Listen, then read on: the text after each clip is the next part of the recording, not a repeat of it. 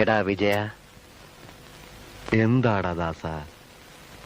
എടാ നമുക്കെന്താ ഈ ബുദ്ധി നേരത്തെ തോന്നാത്തത്? ദാസ, ഓരോന്നിനും അതിൻ്റെതായ സമയമുണ്ട് മോനെ. ഈടെ നിനക്ക് ഭക്ഷണത്തിൽ നിന്ന് ഒരു ശ്രദ്ധയുമില്ല. ചുവരുണ്ടെങ്കിലേ ചിത്രം എഴുതാൻ പറ്റൂ.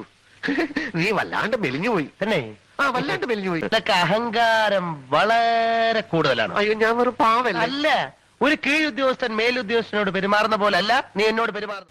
ഇന്ത്യയിൽ നിന്ന് പുറപ്പെടുന്നതിന് മുൻപ് നമ്മൾ തമ്മിൽ ഒരു ഭരണഘടന ഉണ്ടാക്കിയിരുന്നു. അത് അപ്പോഴത്തെ എന്റെ ഗതികേട് കൊണ്ട് ഉണ്ടായിപ്പോയൊരു ഭരണഘടനയാ. നമ്മളെ രണ്ടുപേരെ ഇങ്ങോട്ട് വിടാൻ തീരുമാനിച്ചപ്പോ നീ എന്റെ കാലുവാരി, എന്റെ കാലുവാരിയെ നിന്റെ കാല് ഞാൻ പിടിച്ചു. എന്നെ ഇങ്ങോട്ട് വിടണ്ടെന്ന് നീ കമ്മീഷണറോട് പറഞ്ഞ കാര്യമൊക്കെ ഞാൻ അപ്പോഴേ അറിഞ്ഞു. ഇവിടെ എത്തിയിട്ട് പറയാമെന്ന് കരുതി ക്ഷമിച്ചിരിക്കുകയായിരുന്നു.